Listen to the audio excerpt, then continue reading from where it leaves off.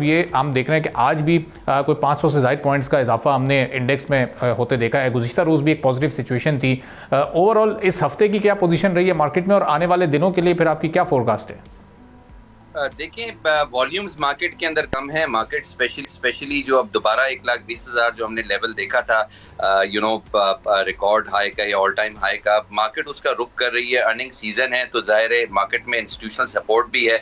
Oil prices बढ़ रही हैं, इंटरनेशनल मार्केट्स दोबारा से रिकवर होना शुरू हुई हैं। कुछ टैरिफ के अंदर जिस तरह से आपने कहा 90 डेज का जो टाइम मिला है, उसमें हम देख रहे हैं कि ग्लोबल मार्केट्स के अंदर दोबारा से जो है वो तेजी देखी जा रही है। पाकिस्तान मार्केट के अंदर भी तेजी देखी जा रही है और उसकी वजह यह है कि हमने करंट अकाउंट सरप्लस $1.2 बिलियन का देखा है, जो भी अनप्रेसिडेंटेड है मार्च के महीने में जो हमने। और आई थिंक ये जो सारा इसका क्रेडिट जाता है गवर्नमेंट की एफर्ट्स हैं, आगे प्राइवेटाइजेशन नजर आ रही है, अर्निंग अनाउंसमेंट्स है, तो सपोर्ट है मार्केट में काफी ज्यादा। अच्छा, अब ये जो मार्केट वॉल्यूम्स आपने कहा कि ये कम हो रहे हैं, इंडेक्स को तो हम ऊपर जाते देख रहे हैं, तो इंडेक्स उसी जो मार्केट वॉल्यूम है वो उसी प्रोपोर्शन से ऊपर नहीं जा रहा, इसका मतलब वो इंडेक्स के पैरेलल?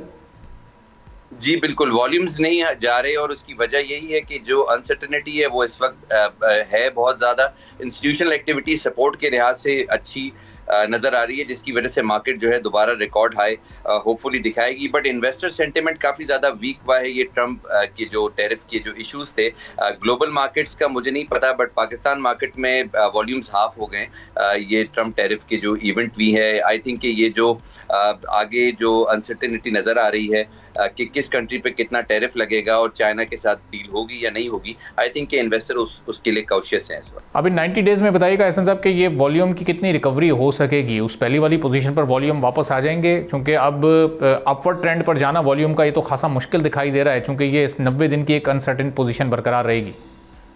देखें, आपकी बिल्कुल बात ठीक है कि ये अनसर्टेनिटी इस वक्त सारी दुनिया की मार्केट्स में है कि ट्रम्प जो है वो क्या चाहते हैं। बिकॉज वो एक तरफ कह रहे हैं कि उनको रेवेन्यू इकट्ठा हो रहा है, उनके अपने जो अपनी जो उनकी जो टीम है उसके अंदर भी हम देख रहे हैं कुछ रेजिग्नेशंस आई हैं, कुछ फायरिंग भी हैं। तो उसके हिसाब से जो नजर आ रही है बात वो ये है कि ग्लोबल मार्केट जिटरी रहेंगी आने वाले वक्तों में ट्रम्प के एक्शंस को, क्योंकि वो गेन कर रहे हैं अपने रेवेन्यू एक्यूमुलेशन से जो कि टैरिफ से आ रही है। तो टैरिफ का खत्म होना डिफिकल्ट लग रहा है आने वाले 90 दिन के लिए। पाकिस्तान के लिए भी चैलेंजिंग होगा कि वो किस तरह से नेगोशिएट करते हैं। Hopefully we have a better team, वो किस तरह से नेगोशिएट करती है हमारी एक्सपोर्ट्स को। और फिर इंपोर्ट की भी बातें हैं कि जाहिर है वो हम इंपोर्ट जो है वो मोस्ट प्रॉब्ली ऑयल इंपोर्ट्स भी लेकर आएंगे यूएस से, बट जाहिर है वो कंपैरेटिवली हमारे लिए एक्सपेंसिव होगी ट्रांसपोर्टेशन कॉस्ट के पॉइंट ऑफ व्यू से। तो हमें सारी चीजें जो है वो कॉस्ट बेनिफिट देख रहे हैं, जिसकी वजह से इन्वेस्टर जो है काफी पाकिस्तान मार्केट में भी जिट रही है कि अगर टैरिफ की डील हो भी जाती है, नेगोशिएट हो जाता है, उससे हमारी जो अपनी कॉस्ट ऑफ डूइंग बिजनेस है उस पर क्या इम्पैक्ट पड़ेगा अगर ऑयल